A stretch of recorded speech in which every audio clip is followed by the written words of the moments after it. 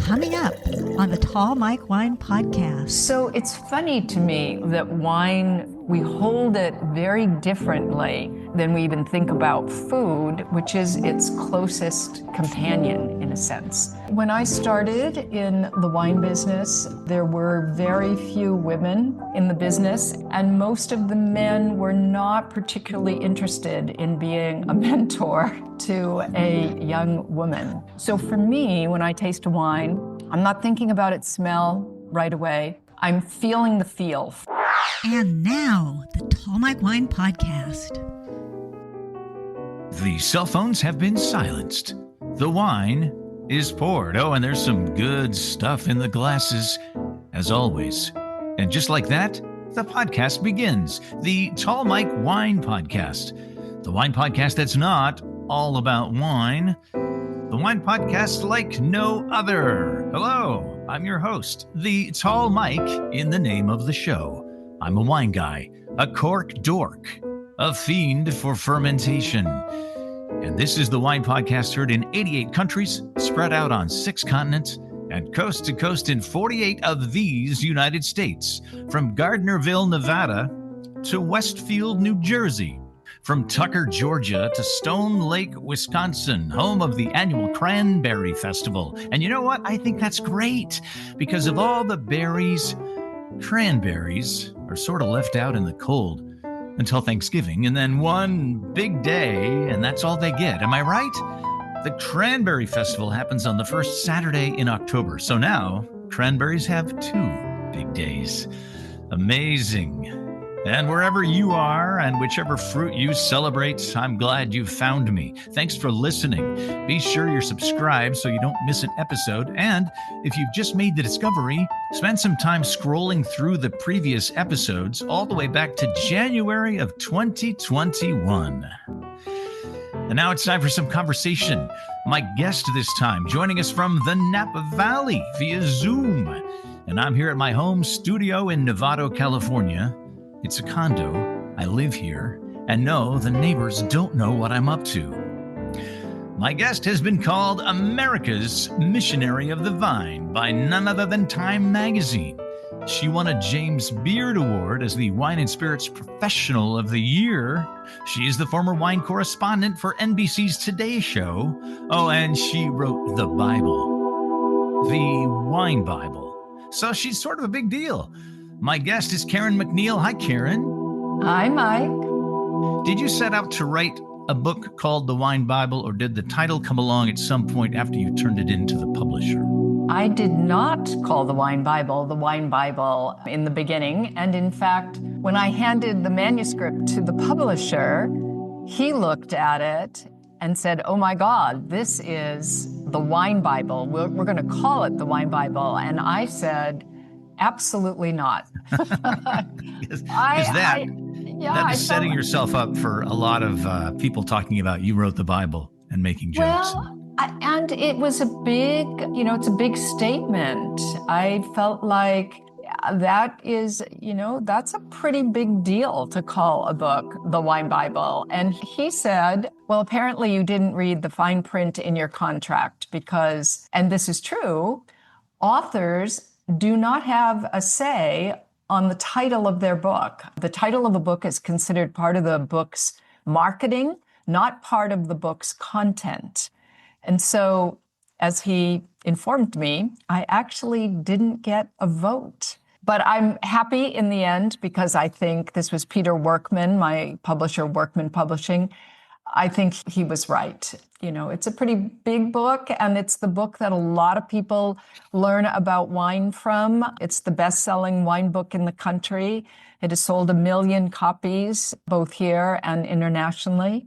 So it's the Wine Bible. Had they not called it that, it might not have been thought of as the end-all and be-all of wine reference books or texts, right? What were you thinking of calling it instead? I'll never say. You're very smart. The first edition published in 2001. When did you start working on it? What was the process like? What was the motivation? I started on it in 1991. And in the very beginning, I thought it would be a much smaller and simpler book. As I began to get into it, I kept realizing that so much of what had been written about wine up until that point were big, unwieldy, not very friendly books that were, for the most part, pretty technical. And they had they were almost hyper wine focused. And by that, I mean that they didn't talk very much about culture, society, art, food, all of the things that, for me, make wine come alive.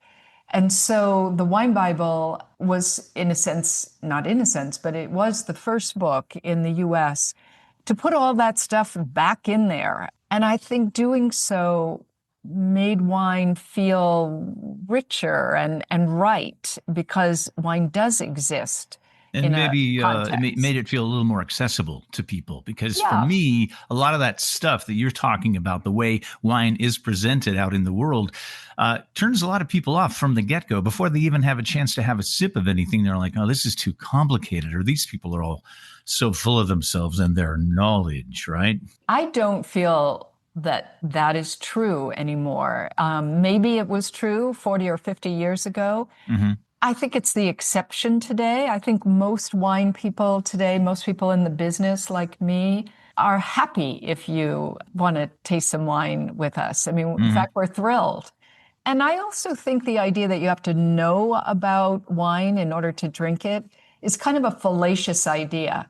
I hate that. You drive a car every day, and you probably, I mean, the number of people who can explain to you exactly how their car works is a small percentage. You use a computer every day, but you're probably not a computer expert. And wine is no different than that. Yeah, these are good analogies. I like those. People walk into the tasting room where I work on a regular basis, and sometimes they confess to me, before they've said anything else, they say, I don't know anything about wine. And it's almost as though they feel like they have to tell me that, so I will be okay with it, or, tell them to go away. Like I'm the gatekeeper, and I don't like that feeling, because I'm happy to have everybody come in. And the reason I am there is to simplify wine for those who need it really simple. Then it's simple. You meet people where they are. Yeah. I mean, it's a very funny thing, because if you think about wine as liquid flavor as opposed to food, solid flavor, there was a time when you didn't know what a mango tasted like either, or you didn't know what pistachios tasted like. But over the course of years, you just gave things a try, and you didn't agonize over it. You're like, you know what? I gave mangoes a try, and they're not for me. Or now I've just fallen in love with mangoes. So it's funny to me that wine, we hold it very differently than we even think about food, which is its closest companion in a sense. I don't know. I'm spending my whole life making sure that people feel welcome by wine, because it is, in the end, the great beverage that brings people together. And in the end, there's a reason it's the drink of religions for the most part. One I can think of as an exception, but because wine does have this mysterious and transformational quality that is intriguing and fun. I, for one, am happy that a lot of what surrounds wine, it remains a mystery. When young journalists say to me they want to demystify wine, I think to myself, oh God, no, please don't, right? Because once you demystify wine, it may as well be vodka or any other thing. I like the idea. I like the unknowingness part of it. I love that angle. I like the way of looking at it that way. But people often call you a wine expert, a wine educator. You've been called a wine ambassador, a wine guru. Who are some of your first wine gurus for you personally? Who got you excited about wine? When I started in the wine business, there were very few women in the business, and most of the men were not particularly interested in being a mentor to a young woman. Oh, my. So I wouldn't say that there were gurus. The only people I knew of were the great British authors. And when I was starting out, I certainly didn't know them personally. I only knew of them. So I taught myself. Who inspired me? It wasn't a who, it was a what. I found wine inherently inspiring.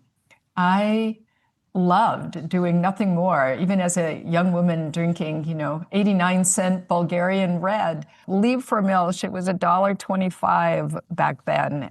I loved sitting there at my kitchen table, having a glass of wine, doing my homework. I thought of wine as, in a sense, a companion, a beautiful thing, something of the earth, the way you take nature into your own body. Were there any specific wines that you might call your wine zero, where you might have had an aha moment and decided, okay, I think I need to take my wine more seriously, or I think I want more of this, or this is more fascinating to me now? What were some wines you were drinking back in the early days that kind of elevated the situation? Well, one that I had a complicated relationship to in a way was sherry, because I went on a trip, and this trip was to the sherry country of Spain. Mm-hmm. I came back thinking I was going to write an article called Death by Sherry. I just hated it. I couldn't believe anybody could drink sherry. But because I was there and on a trip with other journalists, and we were visiting sherry producers, by the end of that trip, I had tasted a lot of sherry. And then one day, tasting a sherry, it was like the light switch just flipped. All of a sudden, I really got it. I understood its flavor. I understood what was so compelling and fascinating about it. And that made me change my whole thinking about wine. I realized that some wines are rites of passage. It's like sushi. The first time you eat sushi, or the first time you have a raw oyster, most people are like, "Oh, I don't know if this is a good idea or not." Yeah, there's a lot of trepidation involved. Yes, there is sure. trepidation. But then you, the person who was most wary of oysters, 4 months later, oysters are your favorite thing. You can't wait to order 24 when you go out. So what happens there, right? Some wines are like some foods in this. You have to hit the baseball 50 times before all of a sudden, literally, the light switch of what I think of as the light switch of desire flips on. So you're training your palate. That's a very simple way of putting it, right? I don't know. I think it's more of an emotional thing than that. But It is, from a technical standpoint, when I have let's say a student, I do a lot of wine teaching to adults. And when someone says they don't like a wine, I say, well, there are 3 possibilities. One is you're not paying attention to it. 2 is that you haven't tasted enough of it yet. And 3 is you really don't like it. Okay, maybe you really don't like it. But for myself, I hold myself to that standard. If I don't like a wine, I think to myself, I hope I'm paying attention well enough, number 1. And number 2, maybe I just haven't tried enough of it yet. I like the way you approach all these things. It's really inspiring to me. Thank you. We have reached the point on the podcast where I say to you, Karen, what's in your glass? What is in my glass is a Chinon, which is a red wine from the Loire Valley of France. It's made from Cabernet Franc grapes. Cabernet Franc is the father of Cabernet Sauvignon. That's an easy way to remember it. It's a little leaner and sleeker and taller. Tall Mike, right? It's taller than Cabernet Sauvignon in a sense. And it's delicious. Do you have the bottle there? I do. Oh, good. Can you hold it up? I'm going to take a picture of you holding it up on the computer screen there. Oh, that's a beautiful label. The way they make Cab Franc in the Loire Valley is quite a bit different than the way they make it in, say, California, in the Napa Valley, wouldn't you say? No, they don't make it differently. No, I mean, when I taste a Napa Cab Franc versus a Loire Valley Cab Franc, I get a real different sort of feeling, sort of flavors. They seem definitely much more fruit focused, not as big, not as Napa style, Well, that's a sun difference, not a winemaking difference. Okay. It's warmer in the Napa Valley than it is in the middle area of the Loire. Very true. The Loire is not so far south of Paris. It runs mostly east-west in France. It's the second longest river in France. And it's cool there. It's very cool there. So the wines are sleeker, lighter, tend to have a lot of freshness. They taste like crunchy fruit, crunchy cranberries, crunchy cherries, not so much like baked cherry pie, which would be more a Napa Valley kind of style by virtue of greater sun. Right. Ripeness. Tell me the name of the producer of that wine you're sipping. It is called Domaine Grosbois, which would mean big forest. And the name of the wine is Cuisine de Mère, which is such a lovely French phrase. It means your mother's cooking. Right. That's awesome. I love that. Can you give me some tasting notes on that specific wine real quick? Walk me through your process. The first thing, the whole procedure of like you tilt the glass, you look at the wine, you smell it. I don't do that at all. Okay. And I haven't done it for many years. Not that those things are not important, but I think each of us has a natural proclivity to taste in a way that is true only to ourselves. So for me, when I taste a wine, I'm not thinking about its smell right away. I'm feeling the feel, first of all. I'm thinking about how it feels. And I think people, we don't talk in wine enough about texture, because texture is a lot more understandable than flavor. Everybody in the world, if you say, are you in the mood for a salad or mashed potatoes? People feel those textures in their mind. They're like, creamy mashed potatoes or crunchy, or, really crunchy and fresh. Crunchy and zippy salad, yeah. Right. So I think of texture first, and then I think about ideas like, is this wine alive? Does it feel like dead on arrival? Or is it fresh? Is there energy here? Is there a vibrancy to the way it tastes? And then after those two things, I begin to think about, well, what are the metaphors that I would use? What does it remind me of flavor-wise? And then I go back and smell it, and, I go around and around like this, but it's a very idiosyncratic process that I use, and it works for me. Give me the feeling you're getting from that wine, texture-wise. I'm tasting it as we go. Yeah, I know. I think it feels, if you bought brand new, really soft kid leather gloves when they're new, there's a kind of gentle plushness there. It's not like velvet. That's big plushness. Right. But like really fine kid leather gloves that are very supple in your hand. Buttery. A little buttery, even though I hate buttery flavor in wine. Not with wine. I mean, I'm talking about the leather being buttery. Yes, exactly. That kind of really supple softness. So it feels like that.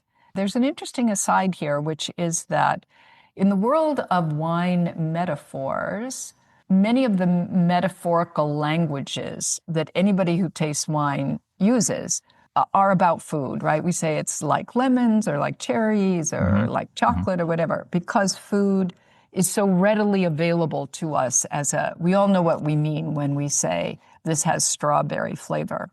But texture is not usually historically been described using food metaphorically. It's usually been described using clothing metaphorically. We say that wines are silky or satiny or velvety or like felt or rough or like leather. Nobody ever says mashed potatoes. No. It's good to have a rich metaphorical mind, though, because the purpose is not to be right, because you can't be right. It's only metaphorical. The purpose is so that you have something to remember. The only reason to describe a wine to anybody else is not for that other person. It's so that you can remember what you tasted.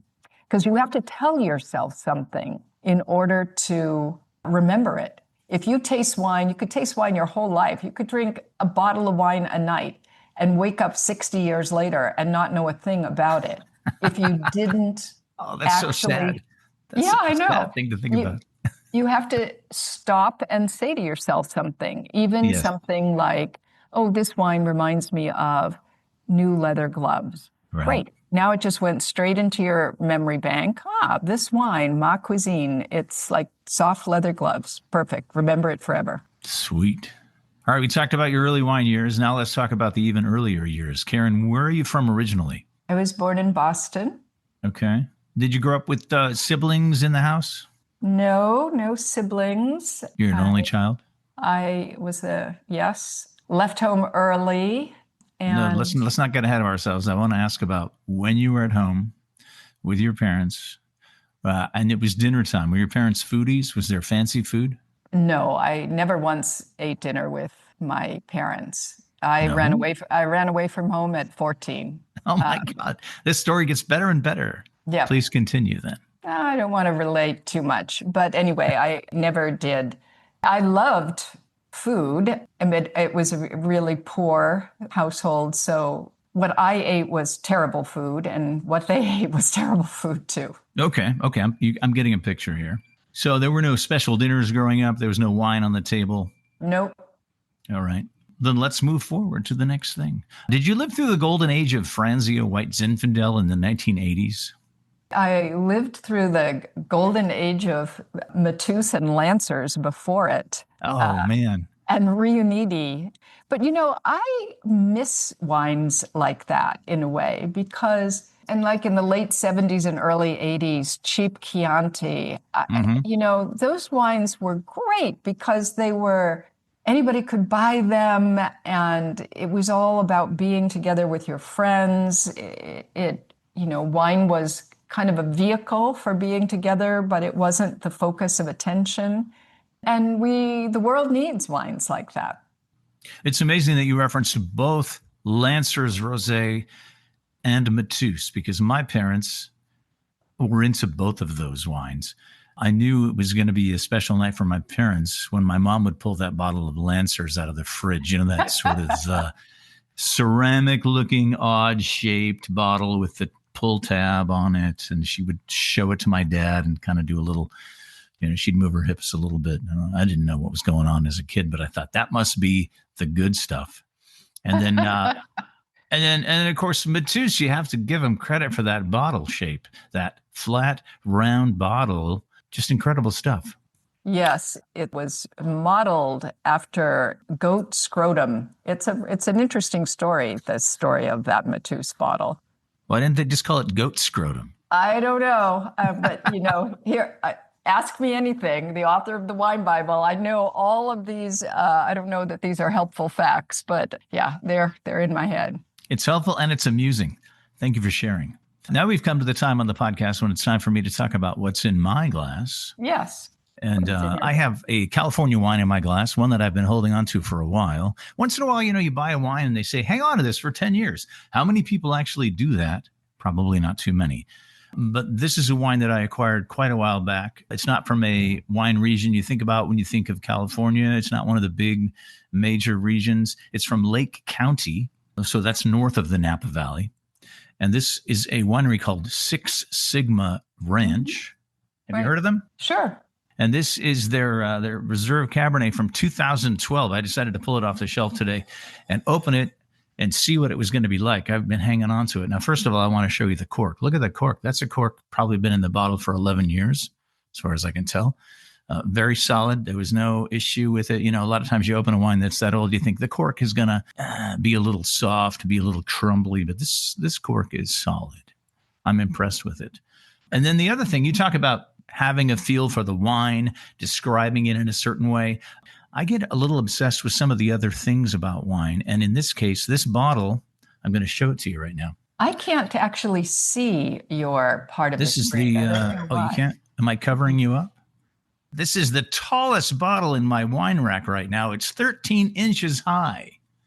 So I'm sometimes fascinated by those kinds of things like, wow, this bottle is really tall and narrow. It's so interesting. So just that alone makes me go, what was the thought How much does it process? weigh? Is it a heavy bottle? No, it's not one of those heavy, thick glass bottles. It doesn't have a very deep punt at all, kind of an average punt. But just the fact that it's the tallest bottle in my wine rack right now is kind of cool.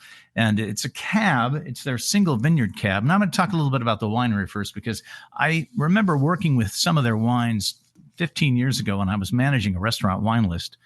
And I was pouring their Sauvignon Blanc by the glass, and I really loved it. And I was fascinated by the name of the winery, Six Sigma. And Six Sigma comes from this business process that was developed in the 1980s. They call it the Six Sigma methodology, and it was derived from mathematical models developed by engineers for process improvement in the 1980s. And if you look into this whole thing, the Six Sigma thing, it's kind of interesting. So the guy that owns Six Sigma Winery is from Denmark. He worked for GE for a long time, and he was a real somebody who really adhered to this whole Six Sigma thing. Apparently, they used a lot of that at GE. And when he retired and moved out to California and bought some property, he decided he was going to name his ranch Six Sigma. And his name is Kaj. He and his wife, Elsa, who's the vineyard that this wine comes from is named after her. This is their Elsa's Vineyard, Reserve Cabernet. They moved out to California, and they purchased this big ranch up in Lake County. And then he decided, Kaj did, that the Six Sigma processes would be a great thing to use for making wine. Now, I don't know what they're doing exactly. I think it's great that something like that he learned in his long and successful business career is still something he's using when it comes to operating his winery and making the wine. And the wine is quite delicious. I'm going to try and give you a feel. Okay, you ready? This is like opening a brand new box of pencils. As a writer, I hope you can appreciate that. There's a real like cedary graphite feeling to it.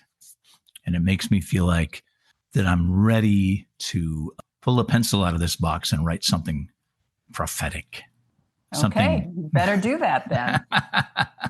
And there's a lot of beautiful fruit.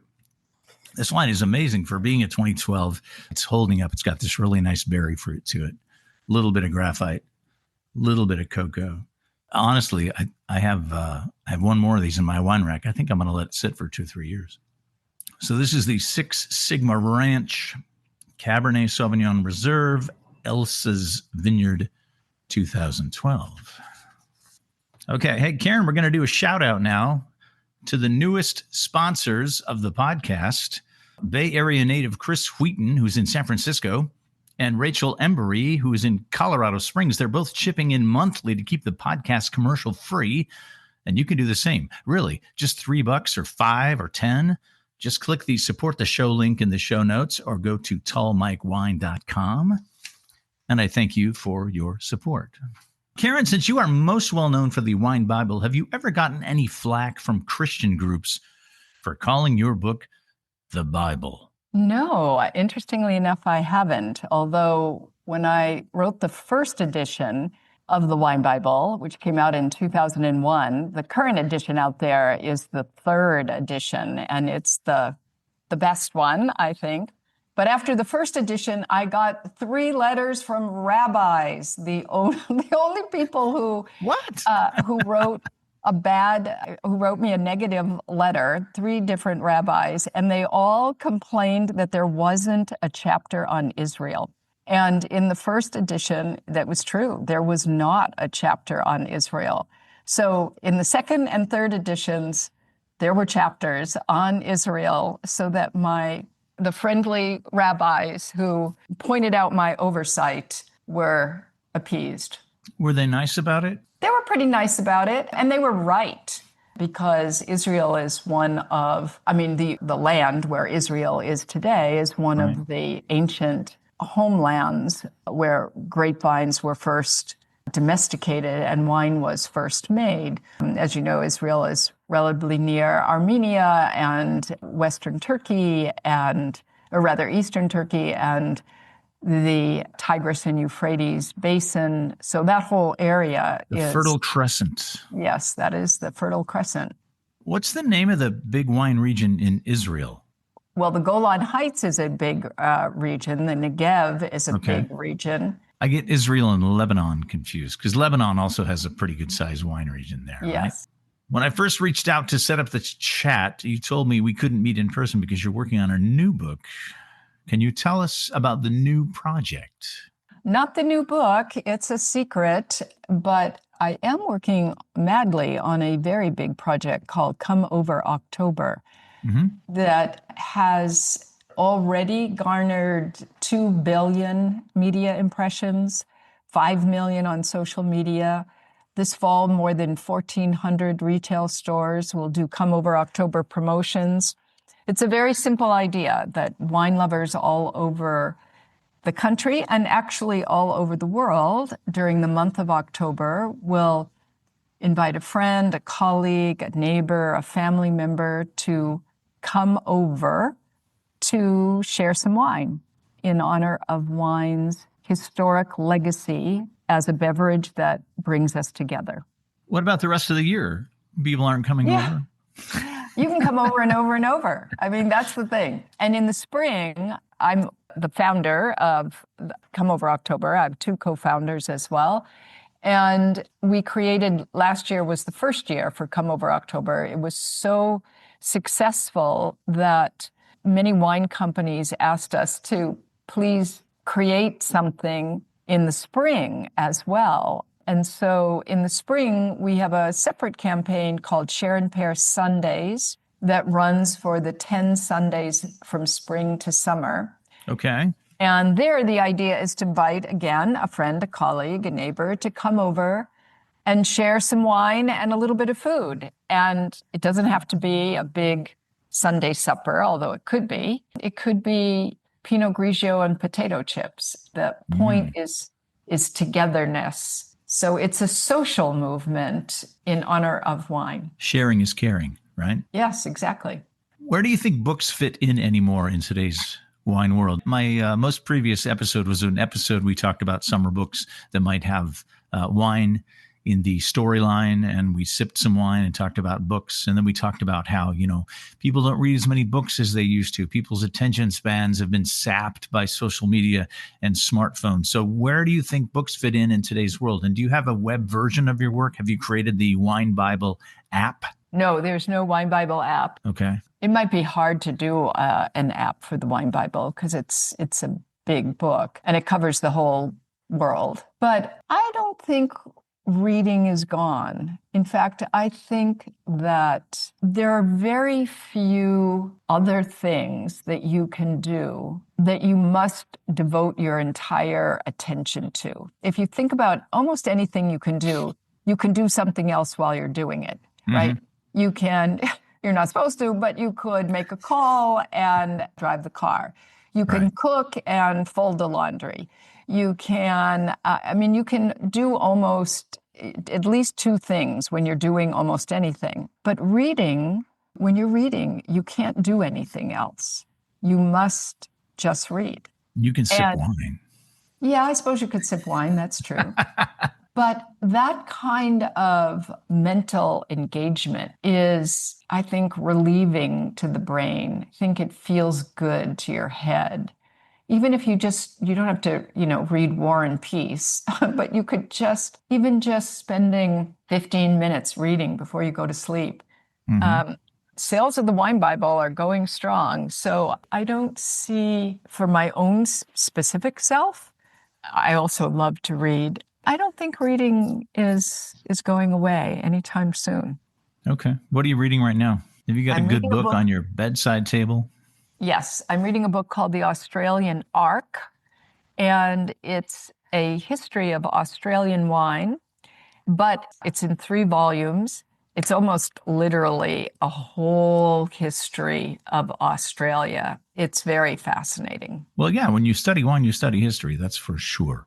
Yes. And you know that more than anybody does. We talked here on the podcast about the latest big issue facing the wine industry, the generational shift leading to less wine consumption and a contraction in the industry. What are you hearing from people you talk to about this? And what do you think wineries need to do to reach that younger demographic? I don't think that is the biggest threat facing the wine industry. I think that's, conventional to say, but I don't think we know that. We don't know when the onset of falling in love with wine is, and it's probably not a moment in time. I think that's a very complicated issue. I think the biggest threat facing the wine industry is two things. One is competition for more beverages. And it's a little bit like years ago, if you watched TV, you had three choices, ABC, NBC, or CBS, and that was it. And if you were fancy, PBS. Yeah. And now you look at all your choices on any given night, right? A huge number. Well, and you don't have to be parked on the couch on any given night. You can stream anything, any day, anytime you want. Right. So now, there are ready-to-drink cocktails and beverages with cannabis in them or the active ingredient in one of the active ingredients in cannabis. Yeah. Or you can sit at home and pop a few gummies and have a lovely evening. Yeah. There are just so many more, from kombucha to canned cocktails. There are so many more choices. So there's that, the issue of choice. And then the other issue facing the wine industry is a decline in pleasure that was somewhat exacerbated by COVID, when people began to be much more isolated. Pornography went up hugely, of course, but the idea of sitting down, opening wine, sharing it with a friend, people standing in the kitchen, making dinner, the smells, tasting wine while you did, that pause, that daily pause in life seems to have gone away. And I think when the concept of pleasure and that pause that wine was a part of, when that is mitigated, then that's something to really worry about. And Ozempic is part of that. I mean, GLP-1 drugs have a flattening effect on wine and food pleasure. It's a complicated issue that is much more, it's a web of ideas that are much more complicated than just simply Ms. 25-year-old isn't choosing wine as fast as we'd like her to.